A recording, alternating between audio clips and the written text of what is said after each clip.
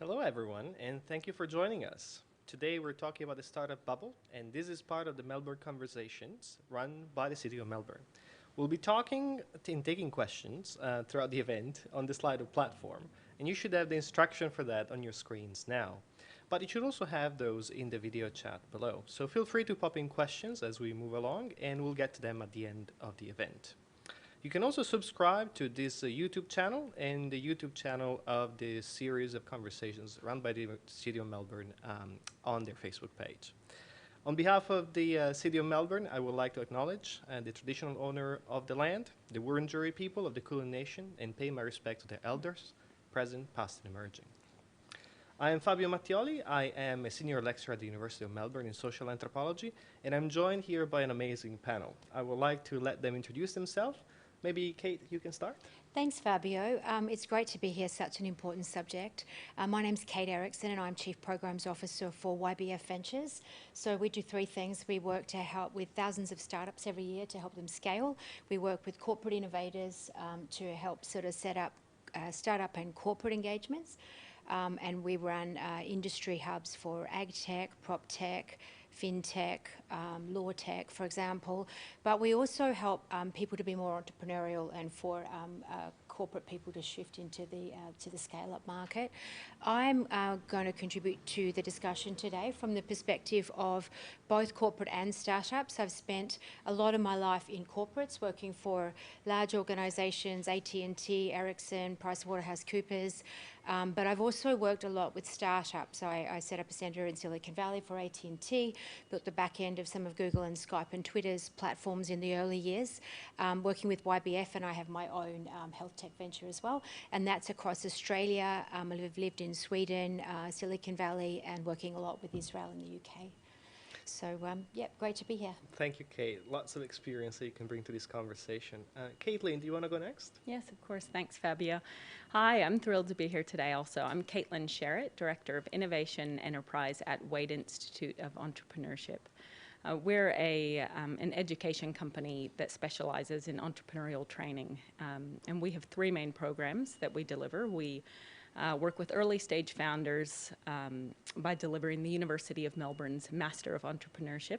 We also have an investor education program called VC Catalyst. That's where we work with VCs and angel investors to help them make good decisions when investing in startups. And we also deliver Upschool, which is our entrepreneurship educator course. We work with teachers in K-12 schools, bringing entrepreneurial thinking and mindset into schools earlier on. Thank you, Caitlin. This is really pioneering work in Melbourne. Jody, why don't you tell us about yourself? Thanks, Fabio. I'm Jodie Imam. I'm the co-founder and COO at Tractor Ventures. We're a new venture and we're supporting technology-enabled companies with revenue-based finance, which I think we'll get onto a little bit later. I've done lots of different things. I started my career in corporate and only lasted 3 years and decided I needed to do something more entrepreneurial. So I've been running businesses for the last 20 years. 10 of those have been with a global fashion company. I started my first tech startup, Occasional Butler, which we sold to Airtasker in 2014. And I co-founded one of the first co-working spaces in Melbourne, actually, Depot 8 in Paran. Most recently, I led SBE Australia, which is an accelerator for women-led business. So super passionate about helping small businesses start and grow. Thank you, Jody. As you can see, it's an amazing panel, and we're going to really have a fantastic conversation about the role that startups can have in a city like Melbourne in the post-pandemic world. So for some business leaders, startups are going to be driving the economic recovery and the future of not just Melbourne and Victoria, but possibly the entire Australia, and helping the country move past its extractive endeavors and into a knowledge economy. Others seem to think that startups are too volatile to really be the main actor for economic development. So to think about this issue more in depth, I would like to maybe start by thinking through what startups actually are. Maybe some of you are already in the startup world, maybe some are not, but a lot of the preconceptions and ideas about startups start from the likes of Facebook, Google, etc. So we're often thinking about something that has to do with tech that is quite arcane. We don't quite know what it does, but was founded by people in the basement of somebody's house and, eating cans and doing these kinds of strange work overnight, and then, became viral and sold for millions of dollars. Now, Jody, do you think that's actually a good way of thinking about startups? Absolutely not. I think that is one in a million, possibly even more. That's a unicorn, or as we like to talk about at Tractor Ventures, that's a rocket. And rockets are really shiny and exciting, and some of them land on the moon, but they're expensive, and a lot of them blow up on the way. So we like to think about startups more as tractors, where they're sustainable, hardworking. If you said to the farmer, sorry, you can't have your tractor anymore, she or he would be very upset. And so I think there's a lot, and most startups are doing really good things to help their customers solve a problem. Absolutely. So it sounds like startups can and do, in fact, a lot of different things. Kate, do you want to tell us about what you think could be some of the main features or things that startups can do when they are at their best? Sure. So I think that there's two things I'd like to comment on how we see the startup environment. The first one is that startups are generally solving a problem in a different way or a new problem. They're using technology and they normally have a large-scale ambition. So they differentiate themselves from small businesses. So I think that's important because startups solve new problems and create new value. But the other point I wanted to make is if you take a helicopter view around Australia or around Victoria or the world, we need all of these. We need corporates, we need governments to help look after people, we need corporates to do what they do because they're still big employers, we need small businesses at the lifeblood of Australia, but startups, there's something magic about startups walking out to deliberately solve and investigate a new problem. They employ people, they create new value, and when they're successful, they will be doing well around the rest of the world, and then we can afford to have the income as a country or a state to look after people better. So I don't see a scenario where they're not optional and where we shouldn't contribute and encourage them. And even though some of them fail, startup founders, they're smart people. The ideas aren't always having time or executed the right way, but there's no scenario in my mind where you would just have a Chadstone shopping centre and not have all of that amazing, vibrant and colour of small business as well. You make some very good points here. And so if we take that sort of helicopter view, what do you think startups can contribute to the entire ecosystem in a city like Melbourne? Caitlin, in your experience. Yeah, I think that sometimes when we talk about startups, we focus so much on the end outcome and the success stories, Airwallex and Canva, Afterpay. And as Jody said, these are one in a million. But in doing that, we overlook the hard work that it takes to get there, the skills and the mindset. You see what it takes to be a successful entrepreneur. It takes innovation, creativity. It takes a whole lot of problem solving and resilience as well. And the more that you have people engaging in entrepreneurship and studying entrepreneurship, I think the more that you see society taking on these mindsets and skills as well. And these are transferable. These are the skills that you want in corporates and in government as well. It's not just the skills that we use in building a business. So they fertilize the world around them in some ways. Let's drill a little bit down into the question of hard work. As you can probably hear, we're all very excited about startups, and we've been involved in different capacity in the local ecosystem. But there's no denying here that founding startups is hard, right? It's something that maybe suits certain kinds of people more than others. It's something that leads people sometimes to struggle between different jobs, to take on a lot of additional work compared to what is their everyday lives, their care responsibilities, etc. So for some critical perspectives, that might be considered to be particularly difficult and maybe not something that we could rely on for everybody. So maybe one thing that we would like to think about here is how is it that startups are reconfiguring risk? playing a little bit of devil's advocate, one could say the startups are asked to take on the role of development, which is the riskiest part of a business, on behalf of others. So essentially, they might be seen as working as a way of offshoring those sort of risks from corporate, from states, onto the shoulder of willing people. What do you think about that? Is that a good way of thinking about the risk of startups? Well, I think, I mean, risks are the risks people take to go and try startups, but also the risks in the business, you know, financially, etc. One of my favourite questions is compared to what, right? And so if we think that we can go on fine and not do that hard work and not take any risk, well, that's fine. But life's not like that. We've got so many new things to create and solve for and so much better to do. Anyway, but also with the changing, you know, demographics and things around. So I think that in some ways, you know, we all know you have to take risks in life to do anything new. And startups, you know, if we were all holding up the roof of the Wheeler Centre here because we work at a corporate and someone says there's a new over there, it's hard to go because you're holding up the roof. And somebody goes and somebody works it out and then they say, come over here and we'll do this together. And so is that a risk? I don't know.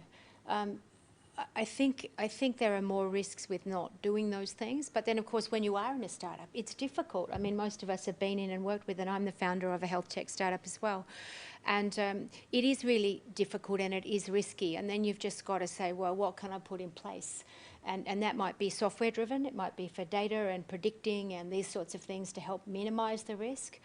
It might be, you know, the average age of a successful founder is actually 45 years of age, right? And maybe that's because we've seen stuff and the risk is a little less. You've got a network, you've got some business acumen. So I think risks in solving the problem, of course, but needs to be done. And risks in running the business, you just do the best you can with your acumen and your tools. Thanks. Jody, I know you've worked in corporate before as well. Maybe you have a sense of how different are the risks there? Yeah, I mean, personally, I thought when I was at Ericsson, actually, a multinational organisation, and I was just starting my career and saw a whole lot of redundancies. And it was alarming at that point for me, and I thought, actually, it's risky to stay here. It's risky to rely on somebody providing me a job because that job could disappear any moment. And so that's when I started my entrepreneurial journey so that I could mitigate against that risk of one day getting tapped and then what? And I also think now more than ever is less risky to start a startup. I mean, we just saw in the news last week, you know, startups getting 1.7 and $2 billion acquisitions, but started with the credit card. You know, so worst case scenario, the business doesn't fly, get another job and pay off the credit card.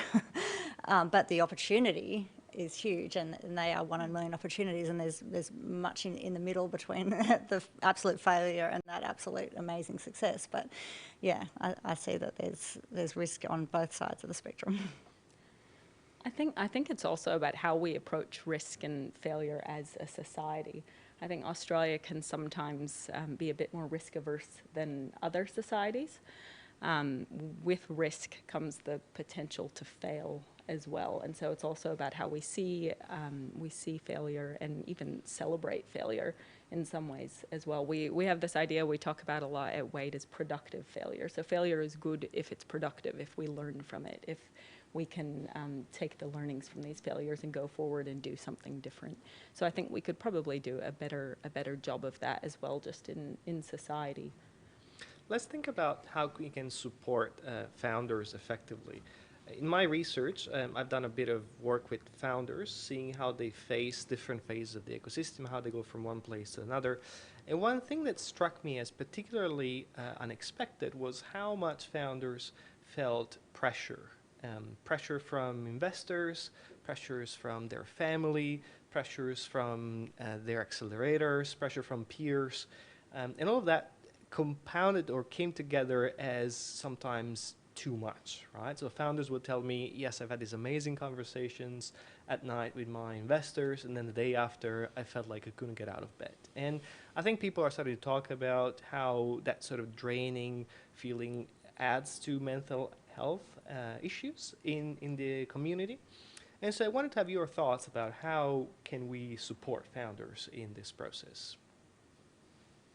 So I can take a start at that if you like. So there was some really interesting research. I think Deloitte did it with LaunchVic, but it talked about the fact that Australia and Victoria's startups, I think 12% of them were in growth phase a couple of years ago, and 40% are now. So that's good. But part of the research said that 80% of the higher growth founders had contact regularly with other founders, advisors, investors in a network. So I think the most important way, and the YBF community, you know, is just outstanding in the generosity between people who come through.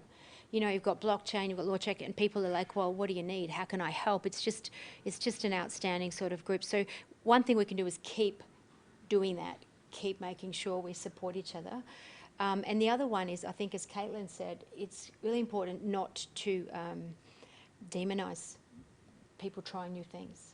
You can pivot, you can change, you can take what you learnt and go somewhere else. You can inspire someone with your startup. If I've got a startup, you've got a corporate to do the same and still take the seed of that. So I think the first thing is there to support each other and to be able to talk and give advice generously, because the whole of Australia, the whole of Victoria, the whole of Melbourne, we're in this together. A win for me, a win for, that's great. Everybody benefits from that. And the second thing is to make sure that we, you know, basically, you know, recognise we've got some Liftoff Awards running next month, where we've sort of celebrated the diversity in startups. We've really got to make sure we do that, celebrate and welcome and award, and because we need it. I think it's important to have a combination of both formal and informal support systems for founders. So accelerators and investors, I think they can provide a lot of formal support to founders who are struggling. But I think also Melbourne is such a supportive ecosystem, and that's the beauty of the entrepreneurship ecosystem here in Melbourne. I think there is a lot of support for founders, and I think encouraging them to reach out to other founders, to meetups, hearing that other founders are having a similar experience goes a long way to helping with those challenges. Yeah, and speaking really plainly. If Yeah. ask for what you need and say what you mean, and yeah, I think that you get there faster. Absolutely. I'm from Sydney and moved to Melbourne 10 years ago with my first tech startup, and the ecosystem then was tiny. Like, I think YBF were just starting out. 2011, yeah. Yeah, 2011. And so it was really hard, and especially as a female founder, like really hard. But now it's great to see there's so many support systems. And, you know, in my experience at SBE, I saw a lot of female founders go from one accelerator to another. And there's that option now. And that's great, because it is a roller coaster ride, and you do need that help all the way through. So I think we've come a long way to be a really vibrant ecosystem now. But to acknowledge your difficulty in your research is outstanding, so you would know better than most. But we were just sort of saying, in lockdown, and for those of you listening who've been in lockdown building your own startups, we have our hearts with you. It is quite difficult getting up every day and thinking, okay, well, do I do an investment deck, or do I update the product? Do I look after my people? It's just you wearing the same clothes, sitting in the same place. It's all in your head, so just reach out. I think that's absolutely true, and the cohort effect was described to me as a very important factor in helping cohorts and individual startups move forward in the ecosystem. Here I'm thinking about something that you just mentioned when you were talking about how there has to be a sort of connection between not just startups themselves, but also startups in government, startups in other corporate, to succeed at the individual level so that we don't feel isolated, but also to succeed in business sense. And from a critical perspective, there's been a lot of work out there that suggested that these kinds of connections might work not in both ways, right? That actually startups might be tending to become homogeneous in some way because of the expectations of, say, investors, because of the expectations of scalability, of becoming big very fast. And so, in fact, in the community, you hear a lot of people talking and describing their own business as the Netflix of, the Uber of, the Amazon of, because that's the best way that they find to get purchase from the world around them. So do you feel that there is a sense in which innovation proclaims to be diverse, to solve different kinds of issues, to promote completely new solutions, but in fact, that sort of novelty is somewhat cosmetic because ultimately people are tending towards the same business model, the same kind of solutions? Yeah, I can start there. yeah. I mean, I think in my experience, when you're starting something brand new, and often it's disrupting what's been done in the past. And so when I set up with Occasional Butler, for example, I didn't realise what education I had ahead of me in educating people, to trust a marketplace, to trust doing something differently. So I think, where you can use things like a common business model that you can talk to a customer and a customer feels comfortable with that business model, then that's great, because typically you've got so much other educating to do and trust building to do on a new idea that anything that makes it more palatable. So I think you're right, there is a pattern to them, but I think it's for a reason. So the four things, I guess in my experience, that make high growth companies, which are really not anybody's, it's not controversial in any way, but it's visionary founders because they make decisions quickly. It's marketplace models, connectedness, and I'll come back to that one. It's driven by tech and data because you can scale faster, cheaper, better, and it's a global scale. And so those four things, I guess investors look for those four things, but also startups have them. And the second one is the most important, I think, which is not the most important, but the most similar, and that is the marketplace model. Nobody can be faster than the rest of the world or better than the rest of the world. If you can, good for you, and it will last 1 nanosecond before somebody else has. So it's that model of openness and being in a fast-flowing river so you can adapt really quickly. And that's open data, it's APIs, it's, buyers, sellers, underpinned by payment and predict. So that way, as the world changes, you just morph because the environment is connecting to you and they are innovating through you. So I think it makes sense that if you are, no man is an island or no person is an island. If you are, then, well, I guess Australia maybe, but bad example. Yeah, I think that does mean that we do have similar traits, but I think they're survival traits. I think from an education perspective, we certainly do train our entrepreneurs to talk about their businesses in a certain way and to portray to portray the businesses in maybe a similar way. Anyone who's gone to multiple pitch nights across Melbourne, I think, would agree that a lot of the pitches do start looking the same, and it's because investors want certain pieces of information. But with our investors, we talk a lot about the difference between the horse and the jockey in entrepreneurship. So if the horse is the startup or the business and the jockey is the entrepreneur driving it, you're going to have multiple entrepreneurs tackling the same problem. So you're going to see a lot of the same types of businesses. But ultimately, it's going to be the people behind the business, the visionary founders, the jockey, that drives a startup to success. So I think it's about getting beyond kind of the pretty picture from the outside or the pitches that you see for businesses. It's getting beyond that and getting to know the people behind the business also. I'm hearing you say that startups are not an island and that startups exist in a flawed reality where probably they're not the only ones surviving $4 a day, but they are one of many that live in a precarious world. And I think that is really important for us to remember because we're kind of asking them to become the superhero that saves the world, but actually they just exist in a world that is complicated. And so how can we expect them to completely change everything when states don't even invest as much in education today as they used to, or in healthcare? And by the way, any reference to what's happening here with the federal government is completely casual at this point in time. But my point is, I guess, that there is a lot of mythology about what startups should do, and possibly that doesn't translate quite as well into the reality.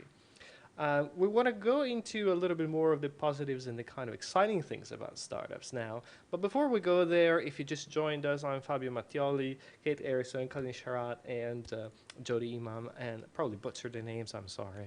But in any case, we're very excited to be talking about the startup bubble. Pop your questions into Slido and subscribe to the YouTube channel. So positives and exciting things about startups. One of the things that is quite interesting about being in the startup world is how driven people are and how amazing and unique folks you can meet along this journey. And I heard you say before that Melbourne's quite unique in that respect. Did you want to elaborate a little bit more on some of the things that you see happening here in Melbourne that maybe make it particularly fertile to the startup world? Yeah, I think, again, coming from Sydney and spending, the last 10 years in Melbourne, Melbourne's such a great city. It's just people in Melbourne love to get out and enjoy all the experiences that Melbourne have to offer. And that's why it's so hard to contain COVID as well, because we can get around so easily and we like to get around. But, that really flows through to the ecosystem too. And as Caitlin said, like, everyone is so friendly and supportive and open to ideas. And I think it's a really great environment to try new things and take those risks, so for sure. Absolutely. I think as well as we develop, maturing in our ecosystem, like at Tractor Ventures, we have 50 investors into Tractor Ventures who are all bootstrap founders, exited founders, now angel investors. These are successful entrepreneurs that have had success over the last 10 or more years that are now actively wanting to give back with their own money and time. And so we're seeing that evolution, which is really great. Caitlin, perhaps you can tell us a little bit about how these formal structures from government accelerators to other kinds of accelerator are helping create that sort of mentality here in Melbourne. Do you feel that is something that has been really expanding in the past few years? So sort of formal support that is helping create, some kind of mentality around investing into the startup world. Absolutely. I think that that organizations like LaunchVic have just done an incredible job over the last several years in really building up the ecosystem, analyzing what spots need that kind of support. So everything from investors, so our VC Catalyst program, investor education, that really came from LaunchVic identifying that is an area that needs support in Melbourne. But also, I think it's really exciting seeing entrepreneurship grow in schools as well and earlier on. So I think that's one of the most exciting areas I've seen recently is kids being engaged in entrepreneurship and really getting exposed to that mindset earlier on as well. And do you feel that that's contributing also to a sense of diversity within the ecosystem? Absolutely. I think that I've been here since 2011 as well. And I think that Melbourne's ecosystem has come a long way in terms of diversity over that time. I think that we've got a long way to go still. I think a report from LaunchVic last year showed that out of 104 startups that received investment in 2019, only 19 of those were founded by female About founders. 15%, So, yeah. yeah, exactly. So I think that female founders, I think Indigenous voices, migrant voices, these are all areas that we could really work on in terms of increasing diversity. And I think also regional diversity. 97% of startups in Victoria are concentrated in Melbourne, only 3% coming from regional Victoria. And that's not because we have a lack of talent in regional Victoria. It's decreased, hasn't it, in the last year or two? Yeah, from 7 down to 3, I think. Yeah, exactly. Yeah. Kate, do you think that that's going to change in the next future with lots of us relocating to regional Victoria and possibly working from home? Are we looking at something that maybe will bring more startups in the regional Yeah, spaces? look, I think it has to change because we need it to, and there's a lot of smart people with changing demographics and changing industries, and even the regional areas, even for ag tech, for example, you can benefit with your knowledge and technology there. So we're just looking at running the program to kind of accelerate the business startups starting in regions now, actually, so it's good. But as the guy said, females, I think it's around 15% of the funding. Interestingly, if you crowdfund on like Victorian crowdsourced funding company Birchal, who did like 80% of Australia's crowdsourced funding, you're much more likely to get funding as a female for the first time on that platform. And that's where people invest in businesses they like. So that's a really good sign there as well. But if you look at Australia's top tech companies and Victoria's top tech companies, on average, they're around about, if you look at Glassdoor, around about 28 to 38% female, which is not ideal, really, Right. because, you know, it's 50% of the population, and the ones that are female-oriented tend to be more design-oriented anyway. But I think that Victoria is a generous place. We ran a program, as I said, and we went out to 20 people who'd been displaced corporate, 20 founders, 20 startups, and tech executives, and everybody answered on the first ring during COVID and said, what do you need? Everybody stepped in, and we had a group of about 60, amazing group who are still in touch now that the program's finished. So that's a really, really good sign. And I think, yeah, female founding is going to be really important for jobs as well. One thing I just want to add when you say, what does it take for startups? Victoria, I think, and Melbourne can lead Australia, lead the world in the blending of corporate talent and government talent and startups. Because the Victorian government, for example, has looked at how do we help startups through and give them a good case there as well.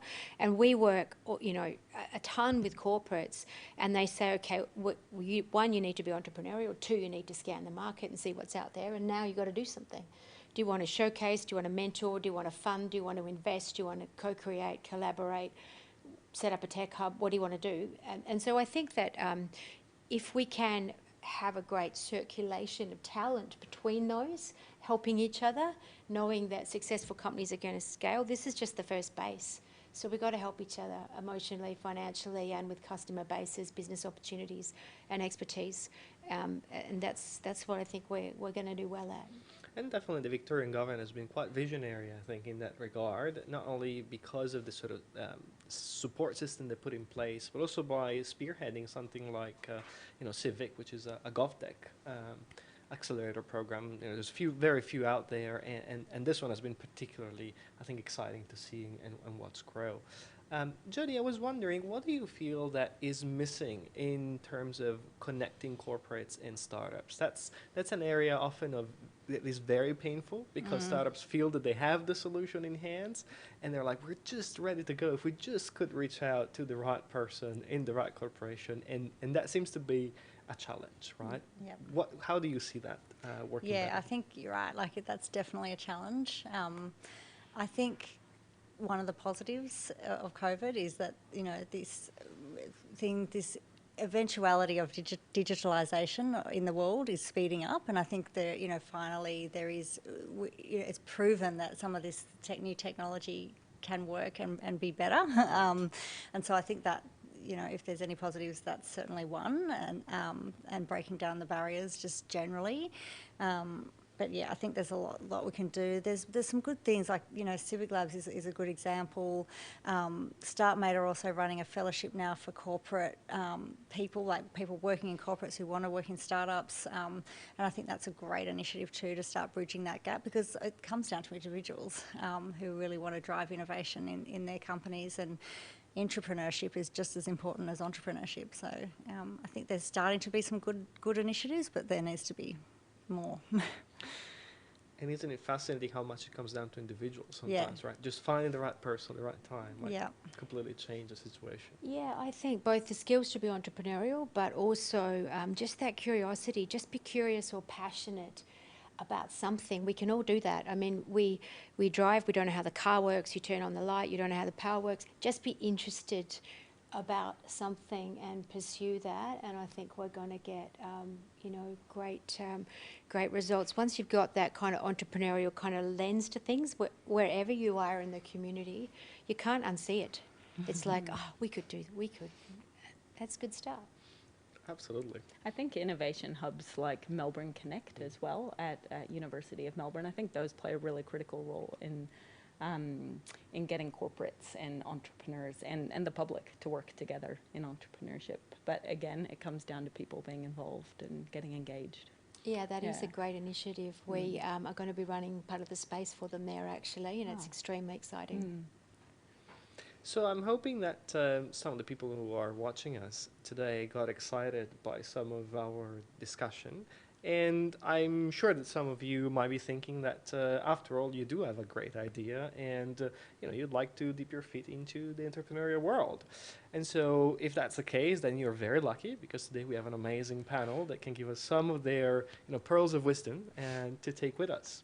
So I would just like to give you the floor to tell us what you think is the first thing that somebody should People do. could do to get involved. They could get involved, absolutely. Can I start? Go for it. Absolutely. So I think it's a great question because everybody has a role to play. And maybe it's just, even as a customer, just sort of tolerating while some idea gets off the ground and giving it a chance there as well. So I think you can kind of walk along. The first thing is just be curious and interested and connected to the environment and see what's happening. The next one is, if you work in a corporate, in your job, you will have a job to do, and think about different ways you can do that. If you work in a corporate and you have an expertise but you've got a mortgage, you can't leave, then can you step and advise and help out and volunteer other startups in the space? And if you've got an idea that sort of gains momentum, you can always, a lot of people start businesses a little bit on the side, a little bit on the weekend, just to sort of find somebody and build that up. Otherwise, you can advise a startup and gradually move in or be employed by one. So first, be entrepreneurial. If you're in a corporate, think of new things and new people to work with. You can advise or come up with your own idea. And, hopefully, if you do have an idea, not everyone's entrepreneurial.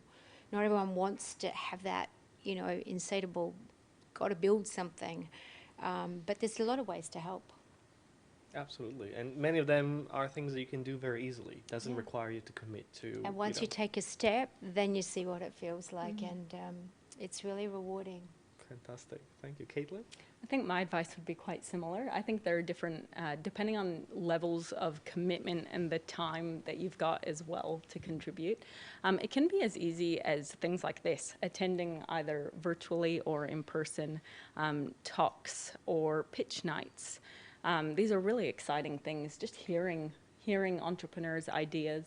It's a really exciting space to be involved in, I think. Startup Vic has lots of great resources as well and events to get involved in.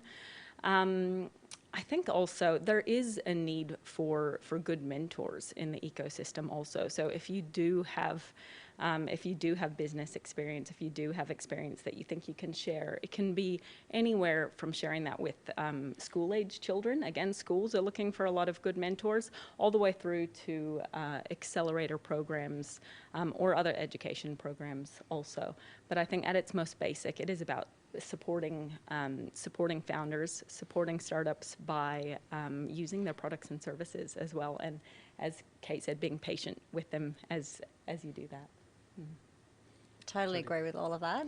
And from my very rocky road in entrepreneurship and all the mistakes that I've made, there's three things that I like to talk about as tips for, and this could apply to entrepreneurship as well as entrepreneurship, but certainly if you have an idea or when you have an idea, to test that first. So with a couple of potential customers and then some more, and rather than sort of sit in your own sort of space building out this huge thing before you even go and test with a potential customer. That's a key learning from me. The next thing would be to critically analyse yourself.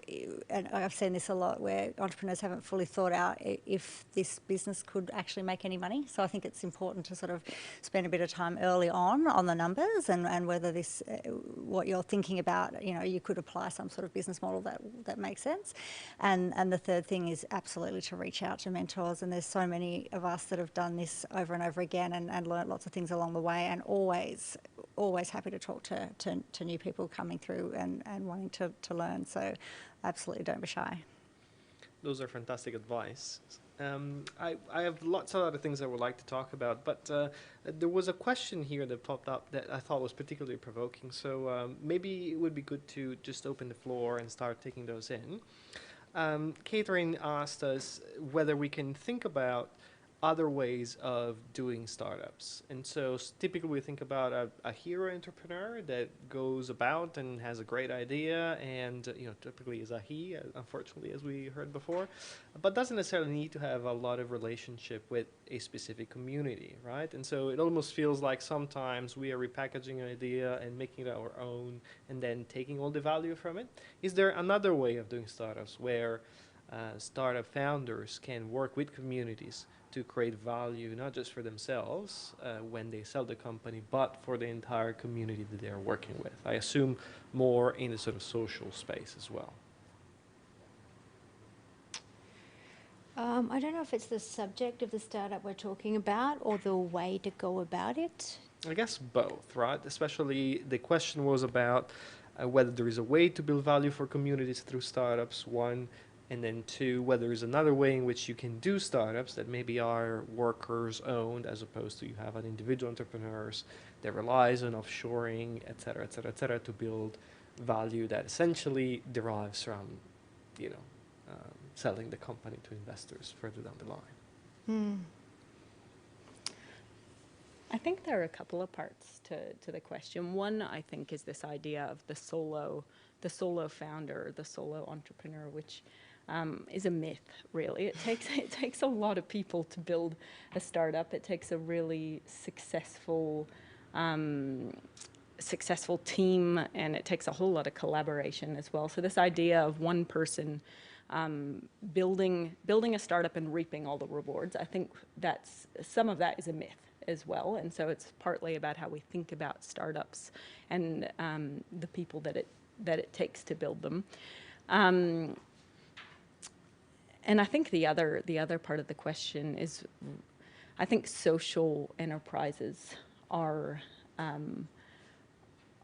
doing a lot in this space to think about different business models and how we can increase the benefits for society through building startups. And I think social enterprises are doing a lot of work in that space. Are social enterprises, do you have any example of a social enterprise that has become scalable in the same way that a Facebook has become in some way? It's probably not the answer to the question, Fabio, but the good thing about today is there's a lot of transparency in sustainability, gender equality, environmental, all those sorts of things as well. So hopefully that a lot of them will become contributing to social and smaller social groups. There are increasingly marketplaces that are supportive, and if you think of even the Etsy's and etc., the Fivers, they are people who are making local goods kind of getting discovered by people around the world. So there are many examples of that, but I guess the business model, there is emerging discussions about business models changing. So for example, Uber drivers have a share in the Australian growth of Uber. So so there's absolutely more to be done in that space. But I think that successful startups need to deliver something to society. I know we don't necessarily see that with some of, the larger financial oriented companies that we have, but ultimately I think that that's what we're all looking for, that transparency and that local, genuine, authentic, sustainable contribution, and then the business model should have to follow. That makes sense. Jody, do you want to wade in? Yeah, I guess my interpretation of that question was, around can you build something to solve a problem in a community, and does it need to be, do you need to have investors? And I think absolutely you can if it's a real problem, and that's coming back to my tip about, really testing whether it is a real problem. And if it is a real problem, then absolutely there's so many ways to solve that problem. And as we mentioned already, crowdsourcing could be a fantastic way if it's a community-style problem you're wanting to solve. We've seen so many success stories with crowdfunding where beneficiaries of that solution that you're developing for that community are more than happy to contribute to building that, and not only with cash but also, support. So, I think it's definitely possible. That makes sense. And it's clear that, when you think about Uber, for instance, it's a company that has been criticized a lot for the treatment of its own workers. You can think about Amazon as another of those cases. But there's also a lot of people for whom that makes sense. And it's an interesting, tricky question that needs to be taken into the context. So John Robinson famously said that the worst thing in capitalism is not to be exploited by capitalism.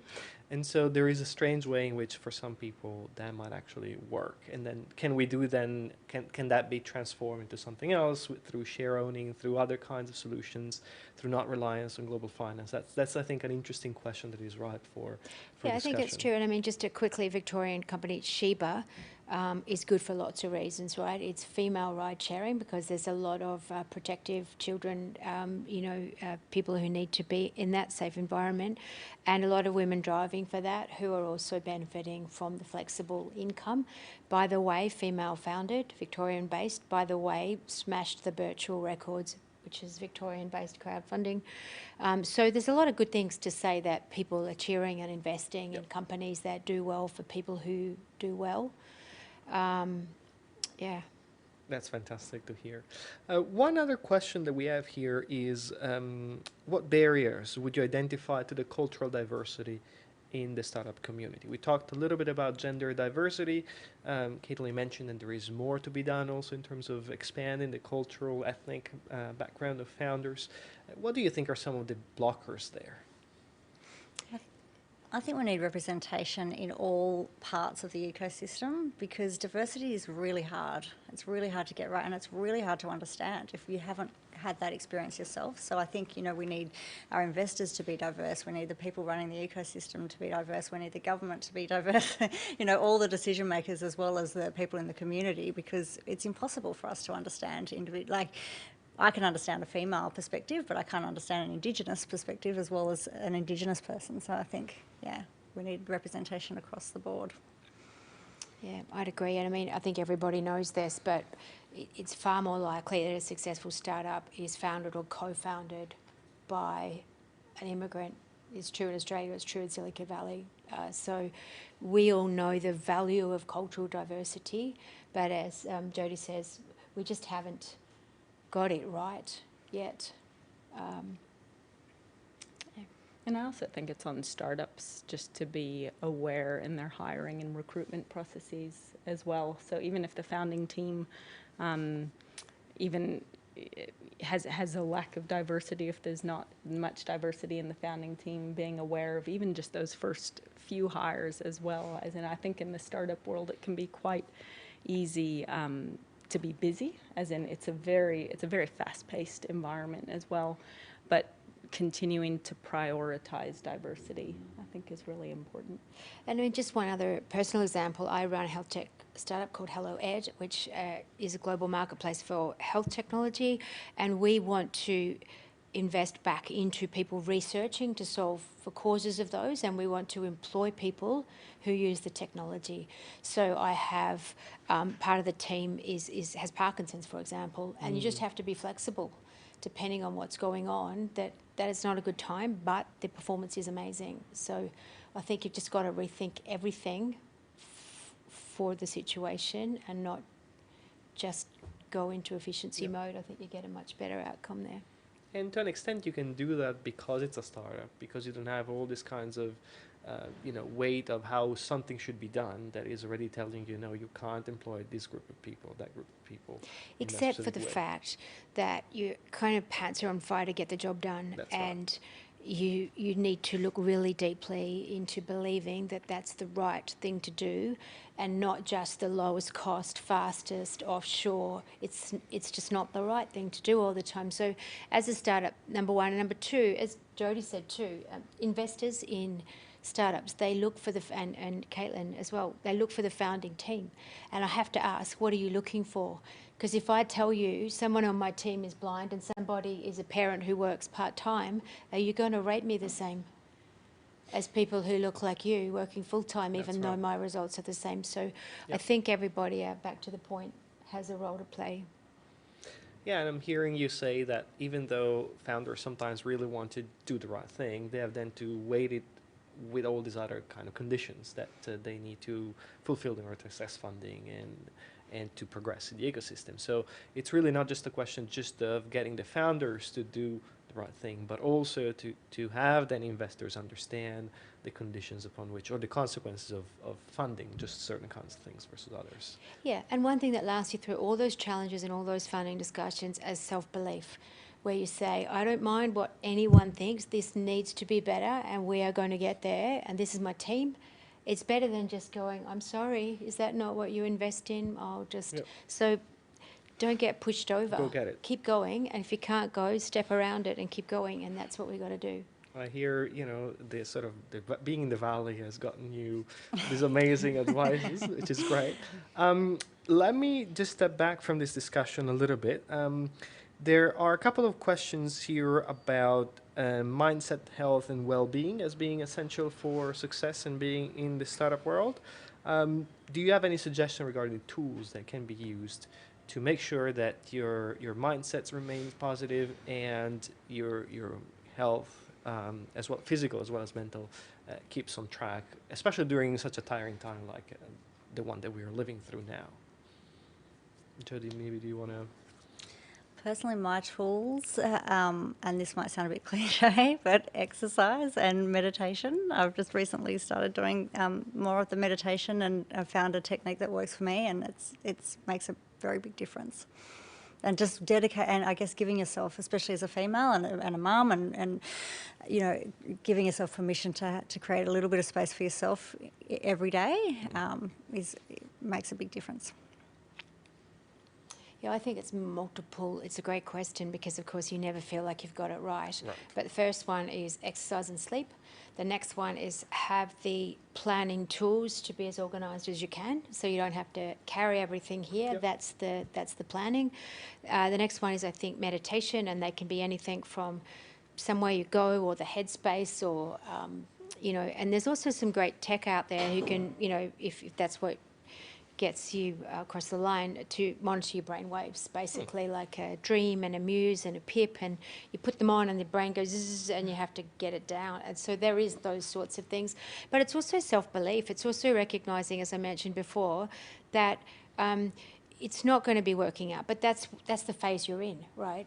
In our job at YBF, we've got to help startups scale and corporates innovate, and it's confusing for a lot of the people we're working with. So our job is to be calm and patient and strong, and sure, you don't do some other things because you focus on that. So I think just recognise if you're in government, you've got budget maybe, but it's hard to get things done. That's your thing that you carry. So recognise it's not meant to be easy. That's my thing. And then you can understand why it's challenging because it's your job. Yep. As opposed to just think, I haven't done enough here. It's that's my thing. Breaking down into specific things and then and trying to recognising that, it's tough. That's why you're on the job. That makes sense. I'd agree with everything that these two have said. I think exercise, sleep, and meditation are all things that I have, they're a constant struggle for me in terms of fitting it into my lifestyle as well, but I have learned over the last few years that they are so important to prioritise. The only other thing I'd add is community and social connection. I think especially over the last year and a half, that's become really clear how much we need that. And whether it's virtual, whether that's the only space that we have to work within right now, or whether it's in person, I think it is so important to be a part of a community and to connect with people who are sharing the same struggles as you. I think that's a really powerful thing as well. Amazing. Eleni was asking whether there are any formal ways of accessing services rather than raising capital, which I take to mean if you don't want to raise capital because maybe you are doing crowdfunding, maybe you have a different model of startup in mind, what other kind of services and support you have in the ecosystem that you can get? That might belong with you a bit, Jody. Well, I think we're lucky here in Australia and in Melbourne. There are a lot of grants that you can go for. Right. LaunchVic, have been, great for me and helping, I guess, the ecosystem accelerators and all of that sort of to feed down into the startups. But also, I've met a lot of women who have got great support from local councils, and there's a lot of government funding that you can tap into. That would be one suggestion. Yep, absolutely. Anything else that comes to mind in terms of other services rather than funding that may be available around Victoria or around Melbourne? Well, I guess, like Jody says, first is grants. The next thing, it's partnerships. If you can work with a large organisation to do something that they need doing with your product or service, it might be, you've got a tool to help with those sorts of things as well. There is crowdfunding, and as I said, Birchall's a great one, although there are other options out there, but they're just excellent. And then, of course, there's the old revenue one, right? You just get a little bit of revenue and you grow it with what you can afford. Yep. there. And then as a side of that, a lot of people sort of freelance or contract jobs every now and again to get revenue to put it back into the business until the business can get to the stage where it's proven, and then they can look for more sort of support. That's a very common scenario, I think. Excellent. One probably last question, one of the last questions that came up was if you could have a magic wand to change one thing in the startup world, you know, and you wanted to make our ecosystem more successful, what would that be? I think for me it taps into that discussion we just had on diversity. Yeah. If I could magic some diverse sort of decision makers, that'd be awesome. So where do you think you would start to do that? You know, I think it's through our investment community, Right. it's through government. Yep. Yeah. Okay. I think I agree with that, actually. I think diversity is at the root of everything. It's just the right foundation level to grow from. And then I think increasingly, if we can find a way to match people and talent with ideas. So a lot of people would like to try or like to be involved or have a skill, but it's hard to contribute that. And just imagine, Victoria has 1,900 startups or so. Just imagine of what population are we, 5 million in Victoria? Just imagine if a tiny percentage of those could just match to the right opportunities to help growth. You'd get diversity, you'd get mentors and ideas, and I think that would really accelerate our growth as well. So, yeah, diversity, and then the ability to find people across the community who have something to add Yep. to you. flexibly, part-time, full-time. That would be really powerful for us to unlock all that potential. Absolutely. Great question. Yeah, without a doubt, diversity. But where to start? It's such a huge problem to tackle. But I do think that regional diversity is a really big one here in Victoria, and I think making sure that young people in regional Victoria have the same access to entrepreneurship, education, and opportunities. I think that's really key to making sure that in the next generation, there is more diversity in the ecosystem. And on the next generation, I mean, my daughter, when she was in prep, they have their values on the wall, right? And risk-taking was one of 3 values on the wall. So, I mean, maybe they're doing better than we are. Let's Hope hope so. for that. Absolutely. Last question. If you had to give advice to a young person who was to start up in their own, you know, professional and personal journey, would you advise them to get, you know, full on into a startup and devote themselves to it, or to go out and experience life and, you know, try to get a more varied education, try the corporate world, try all these different other spaces before going to the startup world? Sorry, you go. No, you're right. I've got 3 young people that I live with that I'm constantly trying to motivate to try some entrepreneurial things. In fact, my 6-year-old has started her own bakery business. Wow. But yeah, so I think that absolutely the younger we can have our kids trying things, because it's not so scary. You know, what happens if she doesn't sell a biscuit this weekend? Oh well, you know, there's less risk. But I do also, to counter that. So I think, you know, the younger the better. We just try little entrepreneurial things, but to counter that, you know, I think corporate world didn't suit me, but it certainly taught me a lot, and I think it's good experience to have as well. I think my advice would be to start small. So as Jodie has said, rather than diving into the full thing straight away, test your idea, test that there is a problem there, that there's a market need there. So it's not all or nothing. It's not that it's just corporate or just startups. I think that as we've discussed today, here in Melbourne, the ecosystem is ripe for these to intersect and work together. So I don't think it's an all or nothing thing. I think start small, get involved in small ways in the startup world if you're interested. Have that curiosity, and if you want the security, or if you want to be trying other things at the same time, you actually have that freedom today. Yeah. So you're not locked into a corporate job from day one as it might have been, you know, several decades ago. And I think there's a lot of places to make a difference. I mean, you can certainly make a difference in a corporate and government world equally, let's say, as an individual as you can in a startup. But the question for me breaks into two pieces. One of them is what skills and experiences people can I meet, network can I build, and that you can get from being in corporates and startups and travelling. And the other question is what problem do I want to solve? And maybe you start small with that, but you join a startup, in my view, I guess, when you believe either something about the people or the customer base or the problem, the solution, you feel really passionate about. So I think it's really good to get as much experience as possible. And if you're not in your dream job, chances are you're learning something really important anyway. And then take that and put it in your belt and go get the next bit. And then someday that'll all come together when you've got an idea that you can't unsee. Fantastic. Thank you so much for this wonderful conversation. Thank you all for following us from home.